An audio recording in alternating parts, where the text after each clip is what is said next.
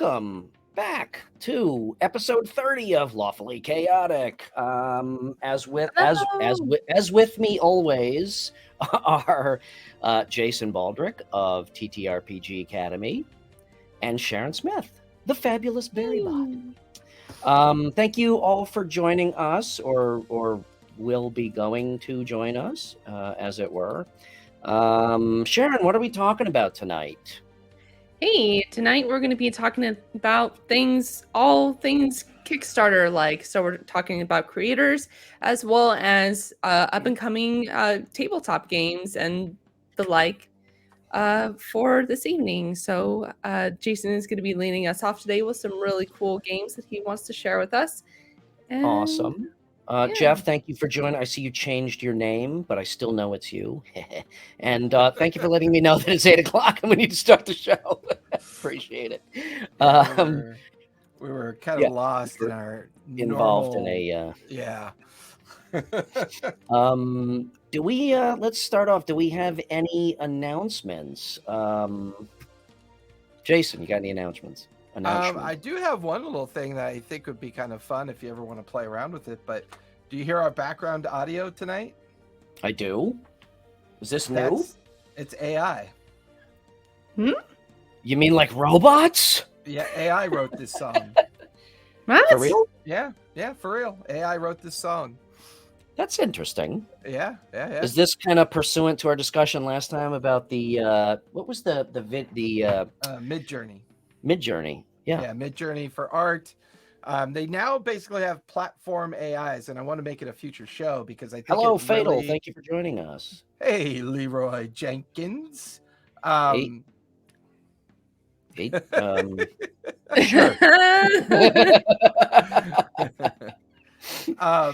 I think a good future show is to talk about these new AI platforms and what they mean for creators that don't really have a budget to have starting points for creation. They basically have AI for video, they have AI for music, they have AI for pictures. They have it's crazy what they're doing out there with AI. And I had a little fun with it, and I made this little background theme for us to use. Awesome. I think I named it. I think I call it Explore the World. That's crazy. Okay, cool. Yeah. That's funny because I was using it the other night in my paid game, and I thought it sounded different. And I'm like, oh, StreamYard added some new audio, but no, it was Jason the Audio Fairy. We may have to have a show about that topic of AI created content, because I know it's a surprise to you, but I have feelings about that. You have feelings about that's everything. how it starts. Robot I'm just glad you overlord. still have feelings. Right. I haven't completely given up on the world yet. Mostly, but not completely. Sharon, do you have any announcements for us? No, not really. Just check me out on Saturdays over at the D&D Club for the Graying Land show. That's on from 4 to 7 p.m. Pacific time, where I play Mira. Hey, who DMs that? This guy right here. I mean, he just shows up. I gotta learn to do that. I can't. You get used to it. I need a series of mirrors set up so I know. I did say, like, try to pick my nose and I get the wrong nostril. It's really get irritating. Please don't. Please don't. When I hear the words nostril and irritation, sends me into a tailspin. Let's see. What do I have? We have some interesting guests lined up for the next few weeks. We're going to get them on, and we are going to start to schedule out, hopefully like a month, so that you guys know what we're actually going to talk about and who is on the schedule. But we have one or two really awesome guests that we are just working out details and schedules, and hopefully they will be on in the next week or two. I think you will enjoy them. So we'll reveal that in time. So with that, Jason, what do you got from the Kickstarter world? One of my recent topics that we talked about, because I haven't really tackled it yet, and I want to learn how to do it. I was experimenting with the idea of starting up a little small local convention, like a little mini Gen Con very for cool. the area that I'm in. But I wanted to do it as a Kickstarter. So it got me inspired to start looking at Kickstarter again. I think the last time I got into Kickstarter was when Zombicide came out. Yep. It was like one of the top board game related releases, and it turned into an amazing series with minis. A lot of fun. It's a fun game if you haven't played it. Simon. So that is produced by Simon Games, CMON. Yep. I have 3. I have backed 3 of them: the regular Zombicide, the medieval Black Plague, and the Invasion, which is basically aliens. And they are fucking fantastic games. And I've probably backed half a dozen projects from them. Some of them just for the minis, because their mini sculpt they're just unbelievable. And I've actually bought a lot of Kickstarter games that I've never played, because it is just a treasure trove of minis. But that's interesting about an event, because normally you don't think of Kickstarter for an event. Well, and people usually think about it as, what am I buying? What product am I buying? Yeah, I originally pre-COVID, and I get a feeling that a lot of times when we reference things, we're going to be referencing it based on pre-COVID, thoughts and mentalities and how we shared our space. PC and AC. Yeah.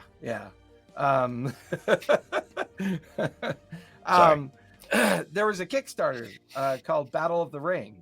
And it was this infamous LARPer group that every year they would promote their event called Battle of the Ring, and it was a Kickstarter event. Oh, wow.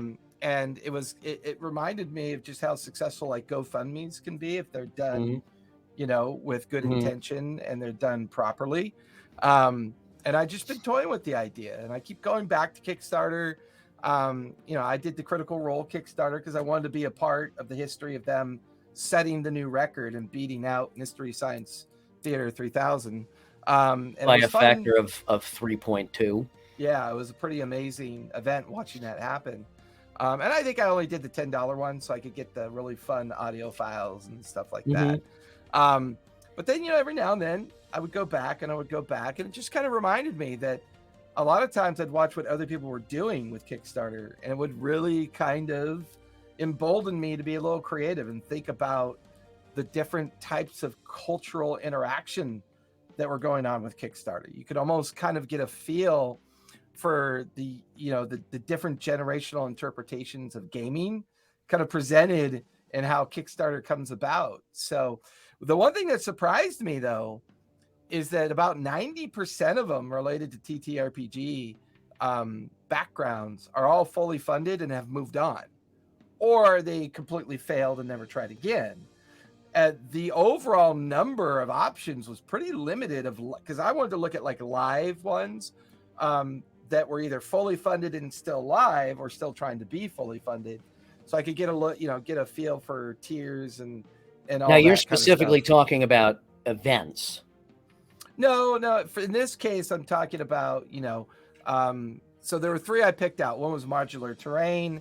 Another one was Cute Monster Pack for Dungeons and Dragons, and another one was Satanic Panic, which is a role-playing game as well. So I was inspired as I was looking for ideas to create an event for a local convention, and then I found myself just going down the rabbit hole, going, okay, what are people making for tabletop adventures? Like, what are these?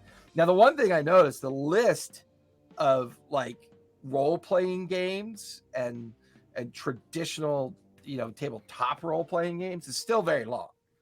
It's still very long, but a lot of the compendium stuff is what I like to get inspired by, or how people are currently trying to come up with affordable terrain, because we've talked about that in the past, the challenges you have. Funny you mention that, because I just placed another $500 for Dwarven Forge crap. What did you get? They're raising their prices tomorrow, so I'm like, well, I better start my Caverns collection, because so far I just have dungeons. So I loaded up on as much generic caverns terrain as I can. So man, that's got to be that oil money out there, man. the Chicago oil money? No, it's hot dog money. It's hot dog money. Okay. Yeah, I think so far I'm in to Dwarven Forge for. I hope my wife doesn't watch this this rebroadcast. I'm probably in for about $1,500 on Dwarven Forge. So that's not but too bad. hey, For it's all a write off at all. That for Dwarven Forge, that's not bad at all. It really isn't. Oh no, it's not. I can only imagine what like Ink Mage has spent on that stuff. Yes. You know, I have a love-hate relationship with Dwarven Forge. Mostly it's love, but man. But you know what? Every time dirty hot dog. That's exactly what I thought. It's the Chicago hot dog money there. We got hot dog water wells that are just sprouting up all over the freaking place. Yeah, and then what we do is we go and start those mustard corporations. Exactly. No It's all this, the mustard industry, the ketchup industry, and then the hot dogs and the bun industry. It's all this fucking scheme, It's this conspiracy. Brother. That's why they make 6 hot dogs and 8 buns, because you got to buy you got to buy like 48 to break even. So. Anyway. What was I going to say? I'm telling you, we need a tangent cam label for when it happens. Tangent cam. Yeah, when I first went on Kickstarter, like one of the tabletop games I came across was called Starfinder, and it's basically like Spelljammer, but what I thought was really cool is that they had their very own custom races, and they have like star maps, and you can visit planets. They actually met their Kickstarter goal, and now they're actually starting to make minis for their game. Nice. It's so cool. I'll drop a link. Yeah, please do. It's interesting because, and I suspect, because I started, I love board games, and I love, Jason, you want to grab that link? Yep, I got it. I love...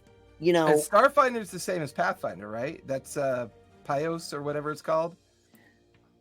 Are they the same? I don't know.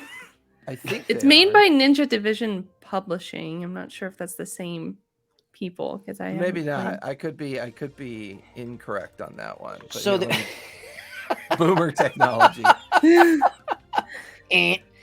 So I've witnessed an interesting trend with Kickstarters and tabletop board games. I love board games. I have taken over the living room with board games, mostly just because being in the background that I have, I love the production quality. Okay, when we were, and this is not the old guy. I'm just saying, when we were kids, a board game was, like Monopoly was kind of the top with metal pieces, Now, and pretty elaborate rules that allowed you to kind of like create your own kind of narrative in regards to, hey, give me that property, I'll give you this property. And yeah. There's a lot. It was one of the few board games where you actually had to talk to each other. Yeah, exactly. But you're right. It's an interesting point. But from a production standpoint and a cost standpoint, back then, a game was what, $20, $25, maybe $30, maybe.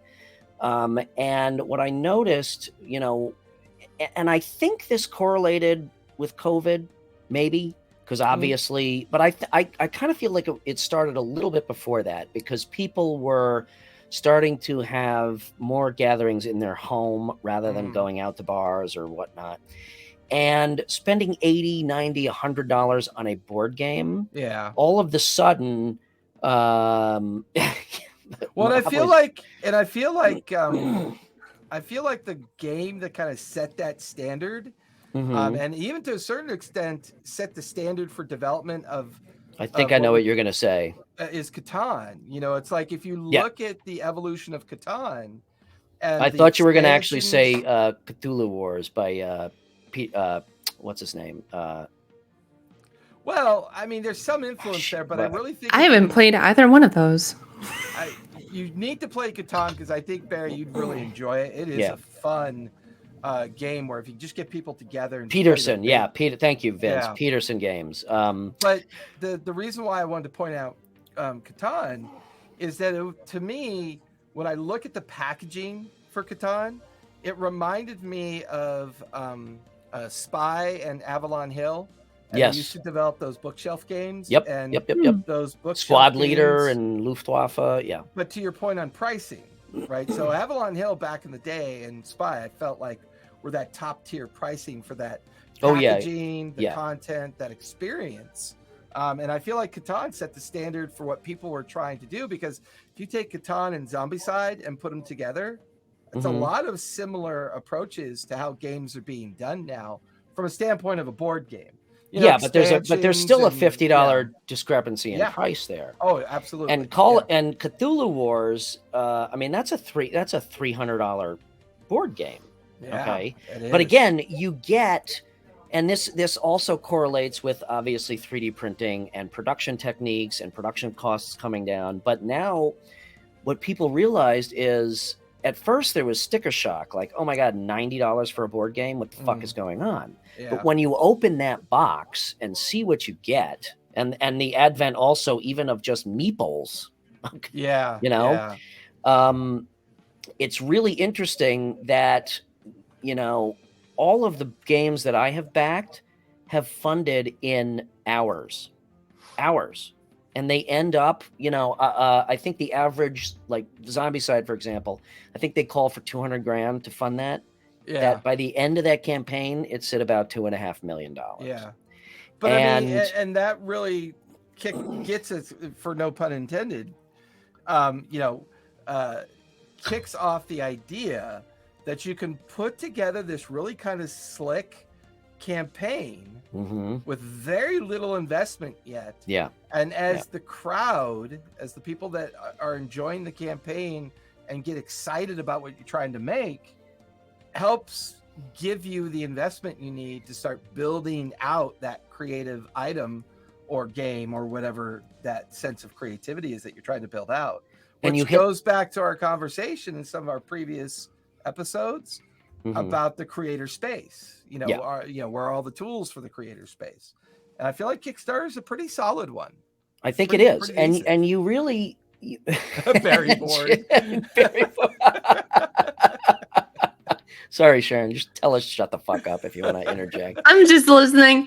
Actually, chat, if you have any board games you'd like to shout out or any games that you saw on Kickstarter, we'd love to take a look at them. There's so many out there. Like I just remembered, I don't know if you guys seen the Dark Souls board game. That was also a Kickstarter. I saw that one. Yeah, that one looked really I fell in love with the artwork on that one. I thought the artwork was really cool. You both hit on a really interesting point.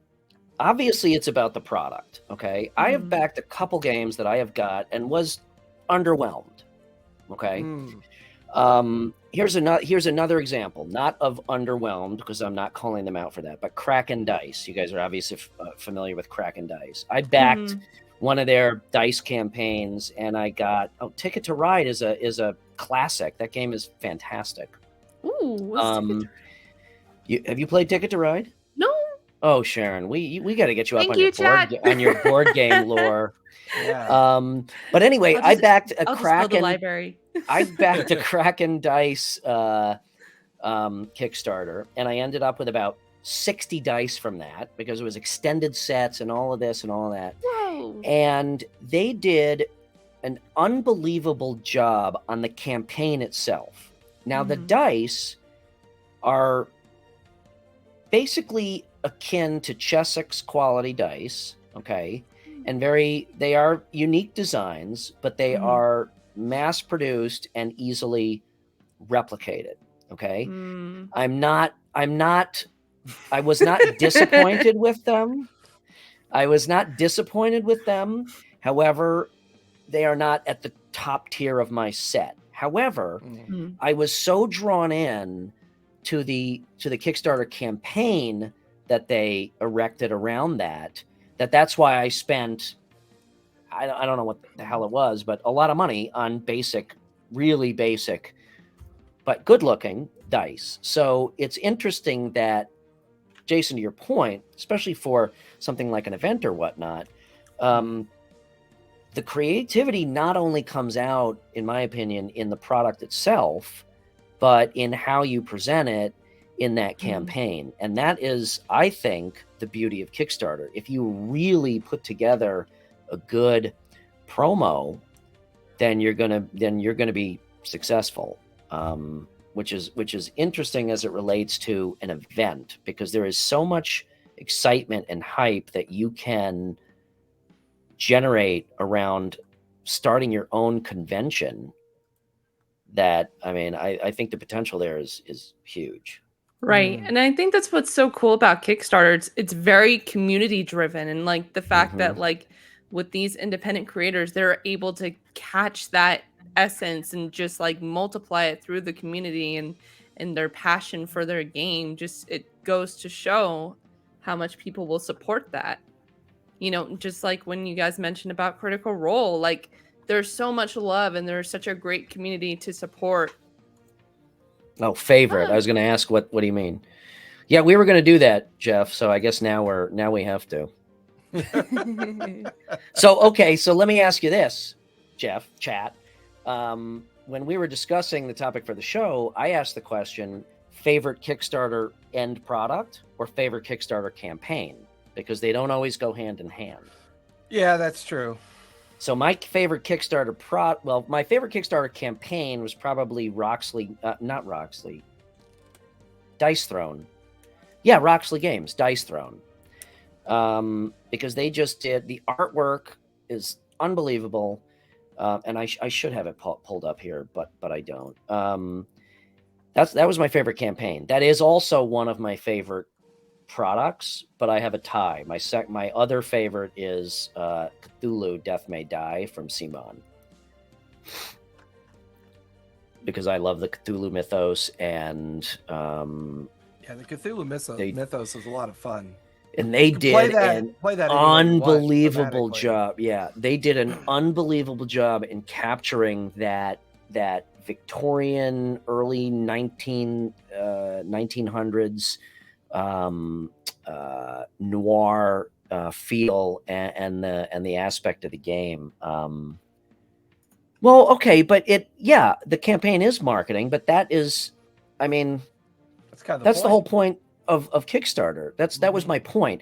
You could have a fantastic product and a shitty campaign, and you're not going to fund it. You could also have a shitty product and a fantastic campaign and fund it. Yeah. So I guess a question to you, to chat, and to you guys is, to bring this to a deeper level, where does the creativity live? Where does the true creativity live? It's the passion for the game. It's the passion for their passion project, really. Because if people find that it's like a lukewarm feeling towards the game, or they're not putting that much effort into the campaign or just the game itself, people are not going to be drawn to it. So it's more about just really wanting to share this project with other people and really wanting to see it flourish and come to its full potential for on Kickstarter. Mm-hmm. Well, I think let's face it, Mystery Science Theater and Critical Role, I think, both set the standard of just really, really solid digital marketing when it came to the buy-in. Getting emotionally attached to something that doesn't exist yet is interesting, right? It's a real interesting approach to having a passion for the potential of something. And I think that's vaporware runs the world these days. Don't you know that? Well, to a certain degree, it's just another evolutionary step in consumerism. Yeah. Back in the day, it was slick, glossy ads and sales on Sundays, and then it became, the creation of, marketing catalogs, and then eventually the internet. And then, it's just this constant evolution. Mm-hmm. The one thing I think Kickstarter does really well from both your point and Barrybot's point is that feeling personally connected to the outcome of the campaign has a lot more value for me. I don't know why. It's hard to explain because I'm not a psychologist, and I'm sure there's some kind of subtext or psychology involved. But I I genuinely felt good that I spent the $10 on the Critical Role campaign because I felt like I was a part of something. I felt like my journey with them over 8 years as a fan, right, has created this emotional attachment to everything they do. Now, Lucky Strike ads. Probably the best ads in history overall. You know, I will temper that reality with, I'm not a big fan of their store, but I'm a big fan of whenever they did Kickstarter stuff. Yeah. You know, so my emotional attachment to them is more in the sense of the emotion it brings me to follow something they're building or get involved in a campaign that they're, writing. Yeah, belonging. I think that's a great way of describing the emotion. There is definitely, it is. Yeah, belonging. There is definitely I think there's definitely a psychological aspect, because as soon as you tag something as first edition or limited edition or, ground floor or startup, right? There is this impetus to, I got to be a part of this. What if it takes off and I have the first edition, limited edition pre-release, yada, yada, yada. Yeah. So there is definitely that need to, let's face it, this entire thing that we do is a hobby. Okay. And a big part of hobbying is collecting. And a big part of collecting is speculation. Okay. So, and I'm guilty of this every Wednesday when I go to the comic book store. I'm like, oh, that's maybe worth something, and I'm never going to fucking read it, and I'm going to buy all 3 cover variants. And then I hate myself for it. Yeah, exactly. Yeah. So yeah, Jeff knows, Shunjin knows, because that is what he does for a living. So it's that scene from Wolf of Wall Street. Sell me this pen. Yeah. And you know what's actually kind of funny? Minus the cocaine. What is it with you? Quaaludes. It was Quaaludes. Yeah. But Cher, before you start your thought, do you have a collection? Do you have something that you feel like is something that you collect regardless of how you use it or don't use it? Who are you talking to? Sharon. Barry. I'm starting my dice collection. But that's fair, because I'm not a dice goblin, so I find that an interesting kind of compare. But finish your thought. What were you saying? Oh no, I was about to say that have you guys, of course you have, but do you guys remember those, I'm not sure if they still do it, but those infomercials that play on TV on just regular local television? Yeah. And it's people calling in to buy a suitcase or something, or rallying for or rallying for an event to donate or something Yeah. It was the precursor to QVC. Yeah. Yeah. So it's funny because I was thinking about that compared to Kickstarter, and with the television aspect of it, there wasn't really much of a connection. It was just more about before Technicolor. But that's Vince. That's a good point about the very first one. When you have a collection, it's oh, this was my first D20. Yeah. But go ahead, Sharon. Yeah, no, I was just thinking when you guys were talking about the relationship aspect for people and creators on Kickstarter, it's funny to just kind of see that kind of split down the middle of online there's a more connectivity with the creator and the audience or the community, and when you make calls for sales and stuff like that, there's a disconnect, but there's still some sort of activity involved. But I just don't think there was a lot of drive for attention for that specific thing because there wasn't a personal connection to it. Yeah, another aspect of successful campaigns based on now that we've gone down this collection route, and I find it very interesting how this conversation has progressed, but is the Kickstarter exclusives. That's another thing. It's fuck it, I guess if I'm spending 150, I might as well spend 200 and get all the shit that's never going to be available after this for that same reason. And I can't tell you what were those projects back in 2012 and 2015, because that's in Kickstarter's infancy. I think that's about when it was really kind of getting When did going was back in. When did it start? I don't even know. I think. That's a good If question. only there was a way we could find out. There is. Call Google. Let me call Kickstarter and ask them. You did Kickstarter. 2009. Yeah. Wow. I was gonna guess 2010. Maybe they started after the housing bubble popped. That was it. Could be Pre-built, pre-sold houses. But yeah, Tortseer, if you get a chance, type up those games that you were backing back in 2012, because I think that'd be interesting. Hopium. I have never heard that. Gotcha. Jeff, is that you, or are you quoting somebody? Because that's fucking brilliant. Hopium. That's awesome. I hopium to make. Well, I mean, I probably don't fit the demographic of the collector anymore. I used to when I was younger. I viewed things in a very different spectrum, but I don't really collect anything anymore. I keep things around and I use them. And I use them with purpose and intent. If I don't, then I get rid of it. So I'm not really a collector anymore. I kind of feel like if I'm going to spend money on something, that it should have value, and that value can be emotional, but I think it needs to be tactile too. I think it has to have some utilitarian value as well. Yeah, now that you mention it, I did collect Pokemon cards when I was a kid. I remember my friends collecting Pogs.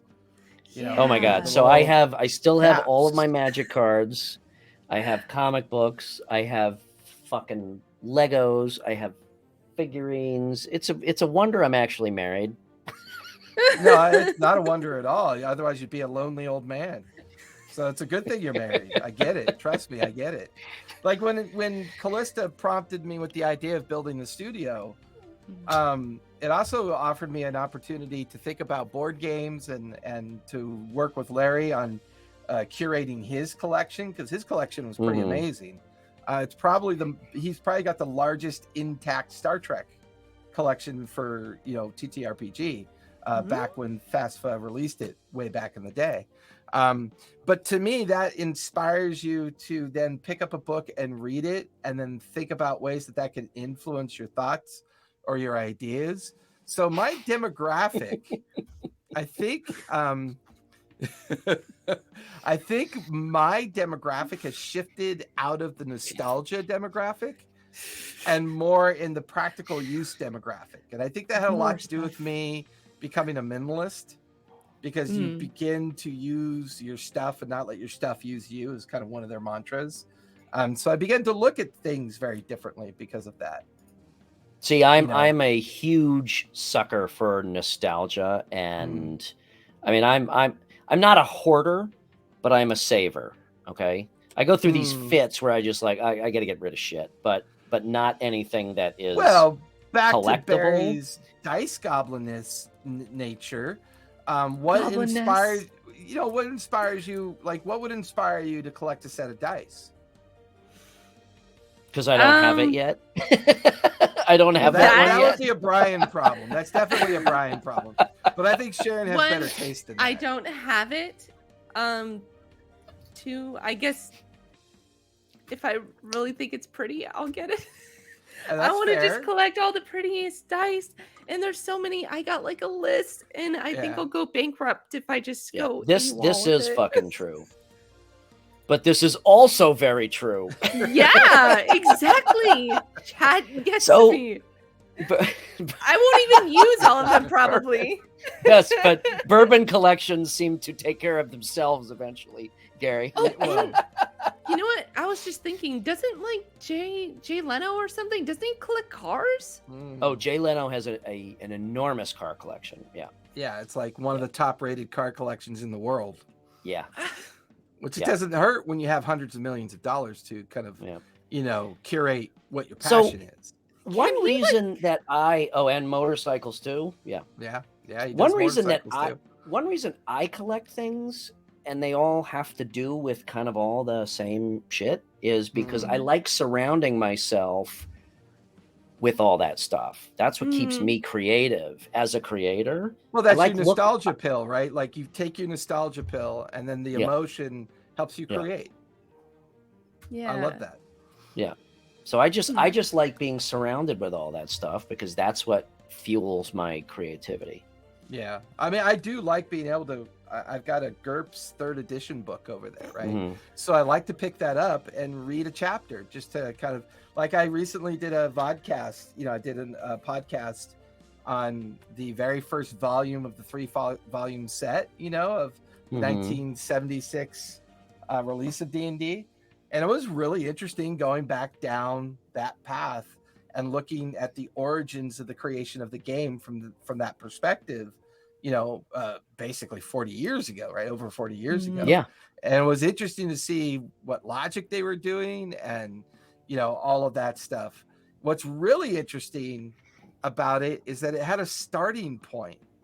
So it makes me, I would go back and reread some of the biographical work, and I watched a couple of the biographies on Arneson and Gygax and the Journey of Blackmore or whatever, or Darkmore, whatever it was called. I forget what it was called, where the longest game ever played, related directly to Arneson and Gygax and the introduction of Greyhawk. Thank you. Yeah. You know what? It's oops. We definitely need. I told you I gotta use my Stream Deck for more than just smiley face emojis. Yeah. See, we're learning today, people. Well, and I like to, I mean, the number one thing that inspired the original idea of D&D was playing tabletop army games. Gygax would play Gettysburg for entire weekends. That's what they played. And what inspired them was, okay, well, what do all these leaders do when they're not fighting a campaign? Well, they should be doing something else. And that's what got them going with Chainmail. And eventually Chainmail turned into D&D. And that is what I like to watch with Kickstarter. Like when I watched Zombicide come into existence, it was fun to watch their first kernel of creation just create all these expansions that made it my favorite character to this day in Zombicide is Skater Girl. I love Skater Girl. It reminds me of Boogie Nights. It's interesting. Character. It's interesting because Simon they're another one that does such a fantastic, in fact, they're probably the best at it, in my opinion, of generating stories behind. I mean, it's a fucking board game, right? But they generate these stories behind it. I actually they came out with a graphic novel based on Cthulhu and Zombicide Invasion, and I think it was the regular Zombicide, and it was these beautiful Dark Horse comics, 70-page graphic novels, and with each one they had a little 2-pack of additional heroes for each of those games, and I backed that too, and I actually read them, and I really freaking enjoyed them off of a board game. See, but that shows how much passion they had behind their project. They were just so in it that they just had so much content to share. Yeah. So I want to share my 3 that I focused on for a couple reasons. The first one was because it was a little nostalgic for me, and I liked the kind of playful way that they brought it into existence. And just so everybody knows, we have decided that we're going to do one of us as a showcase for these 3. So tonight is Jason's night. So we're going to focus on his 3, and then Sharon will do hers on another night, and I'll do mine. And this is when we're like taking breaks and we're organizing our interviews. And we got people that we're bringing in to share the creative space with. But this one I'm going to put in chat.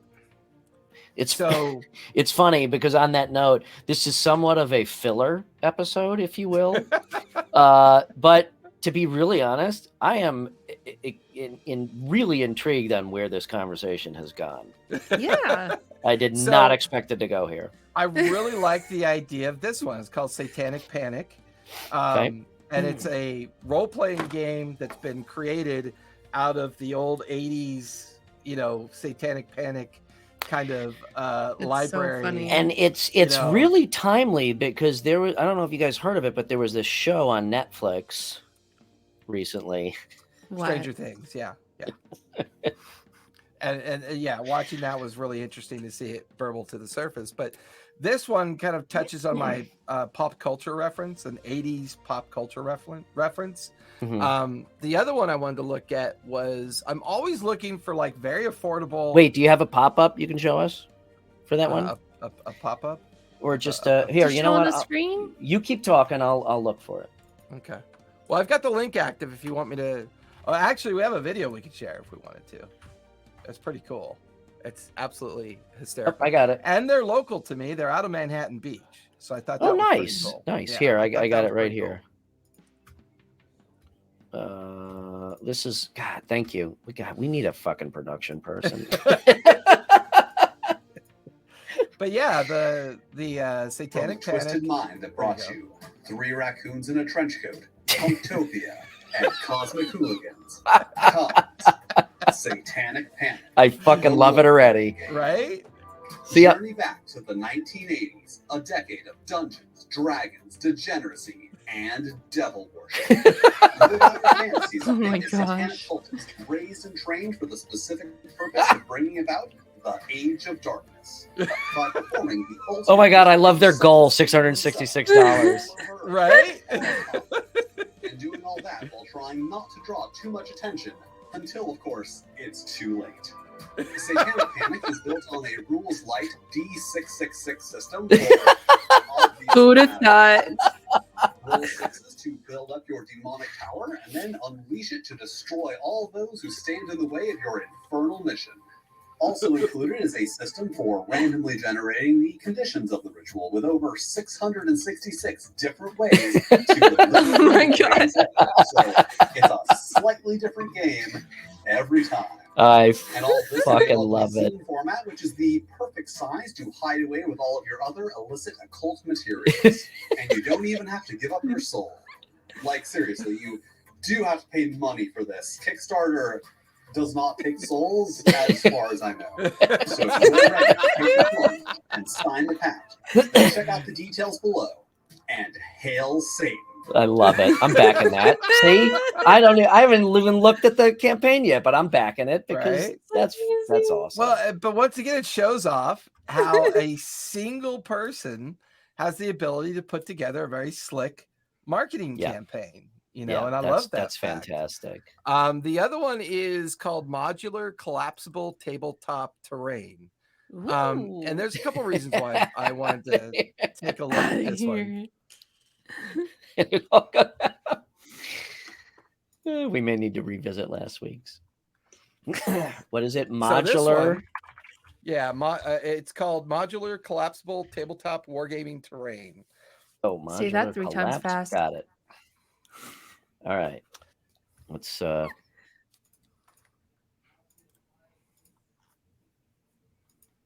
So this is a really good example with friends of to wargame and throw dice can be surprisingly difficult, especially when it comes to terrain. Bulky sets are impossible to transport. Wherever you're going to play, they better have what you need on site. Storing even just a single set is a daunting task. These things are big. Playing on the same set of terrain over and over and over and, well, you get it. Unless you have multiple sets or lots of pieces, there are only so many different ways you can arrange them. That gets boring. Snot Goblin Gaming has an Snot Goblin. all of these problems. Modular collapsible terrain. Oh It's my not God. an STL or a digital product. It's sturdy, precision molded plastic that is pushed to fit. Think Legos, but in sprue gray. Modularity means that you can reconfigure your ruins Isn't that in cool? a nearly infinite number of ways. like that they're is not that is very they're cool. not using that kind of like very annoying like finger hurting assembly. Yeah. It literally makes sense. Like it makes sense. Yeah. The last Still one, takes it's still not on the fly. It's not an on the fly product. right. Yeah. Right. Like WizKids. That's the beauty of Dwarven Forge. But we won't go there.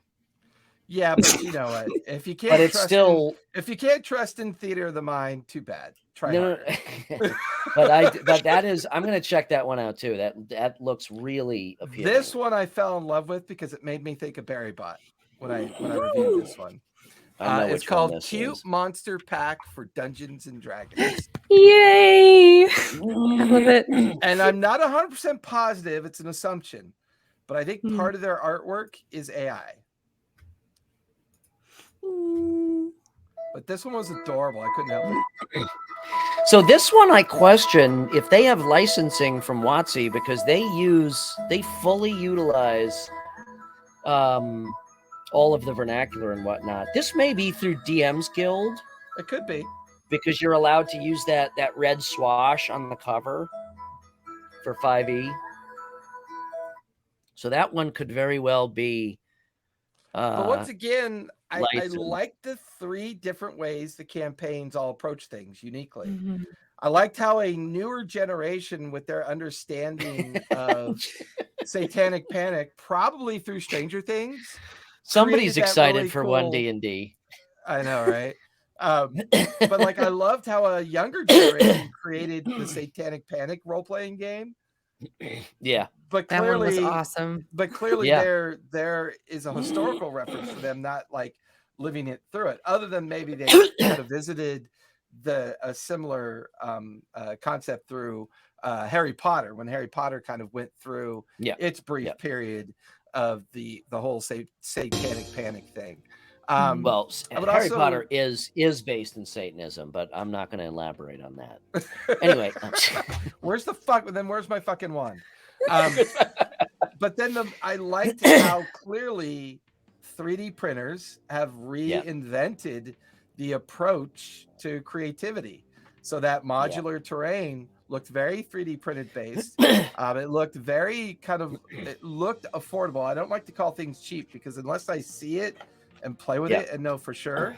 Like, I personally feel Dwarven Forge is overpriced, equal to elitism of Wormwood. I don't like Wormwood because I feel like they invented something that didn't need to be invented. You can go to, like a hardware store, pick up a nice butcher block table and have a gaming table. So it doesn't make any difference to me. I totally agree with your correlation or your comparison of the two. I have a lot of Wormwood stuff also. Go fucking figure. And it is beautiful. It is not, you can go to the hardware store and do this. They are craftsmen, but to your point, it's expensive as fuck. Yeah, it's for rich people. And you're right. In a way, it's like, we established that how many companies now are doing wooden dice trays and rolling a lot. A lot exactly. Exactly. But what's the one that everybody thinks of first? Wormwood. Same thing with terrain. It's Dwarven Forge. I think of my buddy Ivar, who made me a DM screen for free. That's the direction I go. But then I really loved the Cute Monster Pack. The Cute Monster Pack is really creative artwork. Right, it's obviously in the 5e licensing brand, so I think you're right. It's probably part of, the guild. But once again, I kind of get the vibe that a very young generation that's embraced their version of playing the game kind of built this pack to make their supplement just really kind of cater to a certain kind of generation within the game. But yet, all 3 of these kind of represent different generational diversions. And I love that fact about it, and then their creativity. They created videos, they create tiers, they create, all these really fun, engaging things to pull you into it. Yeah, so I think I'm older than all of you. We're all in the age of emerging technology transfer, how we play, and mostly digital with some physical. I agree with that. Yeah. However, in terms of to bring it full circle back to Kickstarter, what Kickstarter has enabled, and this correlates with the 3D printing. That's a big part of it, because that has brought production costs down. It has brought production to more. It's made it more accessible to small businesses. Whereas in the past, if I wanted to make a board game, I have to produce that board game and spend all my money front loading on production. Okay. And now I've got 100 board games on my shelf. Now I've got to promote the fuck out of it and hope I spend and hope I make enough to and hope I sell to right. Kickstarter has completely flipped, and obvious. I mean, this is obvious, but it's flipped that on its end. So basically, I can do all I can. I can put all of my effort into selling this first, and then I can go and produce it. Even better yet, I know this is going to sound like a broken record, but Kickstarter is very agile. And it's agile in the sense that when you build it... I knew you were going to bring fucking agile into this, you IT It is very douchebag. agile because if it fails, you've spent no money. Yeah. If it fails, you've spent no money. You've got lots of information. And exactly. So you try to do something different or better, or take the failure and turn it into another chance at success. Yeah. So for all the people that had these great ideas and said, there's no way I can make this work because I don't have the money to produce this, that now all of those people now have an outlet to run with their creativity and not have the production cost be a hurdle that in most cases kept a lot of things from making their way out. Never getting off the shelf. Right. This wasn't, I mean, all of the conversations on the biography work related to their first published release for D&D, they were trying to come up with the money to create the 2,500 boxes that they wanted to sell. And now they oversold. So then they didn't have enough money to deal with the oversell. So you had this like disconnect between popularity and the retail scheme that Kickstarter really solves. You know, they really do a decent job of solving that problem. I misspoke. Yeah, it's all right. I'm just, I'm just joking. I have fucking nightmares of Agile and Waterfall from my Sears days. Okay, I got PTSD, so just fucking lay off. Oh, I shouldn't have said Sears. Now, oh god, this may be the last episode of Lawfully Chaotic. I'm not going to be in with gigantic lawsuits. I can guarantee you 99.9% of the world probably has no idea what Sears is. And that in and of itself is very sad and very indicative of everything. Yeah. Exactly. What is a Sears? What is a Sears? Is Sears still around?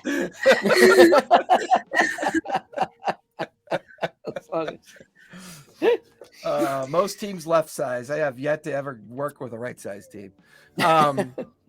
But yeah, I think what Kickstarter does is it takes away the fear of the creative process. It takes away the unknown. It takes away the difficulty. And if you could just package your idea in such a way that you present it successfully, finally you can get your idea off the shelf. Fuck Eddie. You guys talk about a fucking douchebag. And that I'm not afraid to say. Come at me, bro. Barry's like, oh great, here we go again. Who's Eddie? Is it from Stranger Things? Isn't Eddie a cartoon? No. Sharon's all, oh great, let me go get Brian's pill. Eddie was the reason that 125-year-old American commerce institution now no longer exists, and people don't know what the fuck it is. So the world's largest catalog. Yeah. Anyway, what were you saying before that? Talking about how Kickstarter takes away all the challenges. Oh, the fear and the hurdles. You know, it answers the simplest question in coming out with a new product. Will this sell? Will people buy this? I have a challenge for Barry Bot. Barry, if you could figure out how to do it, would you make your own dice? I mean, yeah. I mean, you'd be, if you were to go on YouTube and look up how people make dice, you'd be shocked at all the different variations of how people approach it. Like Barry dice feels like it rolls right off the tongue. Like I think you should make your own dice line. I think it'd be pretty cool. And you can have your first set could be called Mirrormetric dice. Oh, they're all one side. Guess what we're doing next week, Sharon? We're starting a business for you. Boom. I think you guys already know what the first line is going to be full of, just like a bunch of glitter and very like shiny and reflective paint. I actually looked into it, and it is, and this is not to downplay. Wait, next week.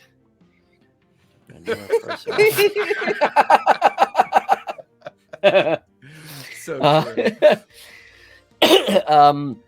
this is not meant to downplay the dice that people are producing, because there are just so many really, really talented people making dice. But I did look into it. The process itself, from a basic standpoint, is not difficult at all. I did not want to, I don't have the time to add yet another endeavor on top of my shit. But Sharon, I think you should totally have look you into that. ever seen Badonka Chunks? Yeah, Chat, I've seen have them all. you Seen them all. That But just getting molds and mixing up some basic resin dice. I think there's two calibers of dice creation, right? I think you have everything that's kind of categorized as resin, plastic, material that you can mold and work with. When I watch people make dice out of like mammoth teeth and shark teeth, out of bone, out of, watching that caliber of dice making is definitely significantly different. And I get the craftsmanship of that. It's different, but I would actually say that it is of the same caliber, because some of the resin dice that people are making are just fucking mind-blowing. Yeah. Take a real, you're not a dice guy, which is fine, but if you take a look, some of the techniques that people use in making dice are just, they're unbelievable. Yeah. But I mean, to own a set of mammoth teeth dice, I mean, that. Oh, well, yeah. That's interesting to me. Only because they're made from mammoth teeth. Not necessarily because they're dice, but I think that's pretty cool. Or an amethyst D20. I saw that one. That was so pretty. Well, when me and Callista first started dating and we went to WonderCon as our first major date, I had bought her some level up dice that are made from stone. Which ones? Mineral stone. I don't. They were $125. I just don't remember what they were called. Yeah, I have a set of malachite. I have a set of labradorite. I have a prismatic glass. No, we've already done combat mechanics. Jeff is bored. I promise next week we'll talk about something more I don't want to say interesting, because that means that just kills tonight. More engaging. More engaging. Throw some topics out. Chat. Throw some topics out. Sharon, we're going to talk this week about starting a company for you. Dice company. Yeah, I think Dice Goblin is a fun Facebook group that Callista is a part of. I think if you have a panache for just really enjoying dice, it's a very low invested kind of little hobby you can put together yourself and experiment with what it's like to build your own unique sets of dice just to have of your own accord. I think Callista even has a dice mold around here. Really? We were going to experiment with and just kind of create Callista's dice. So, see, you know what? This should be an experiment. We should start a dice company for you. You should start a dice company on Kickstarter. Yeah. Okay. This covers everything: collectability, Kickstarter, all of this. It ties stuff. everything together at the end, guys. It does. So actually, you know what? Torchseer does bring up a pretty good topic. We haven't really tackled that one yet. Ooh. How to be first. That's a pretty good one, actually. Yeah. We haven't tackled that one yet. All right. We will put that on the list. If we do not have a guest next week, then let's do that. Yeah, I agree. Done. I like that topic.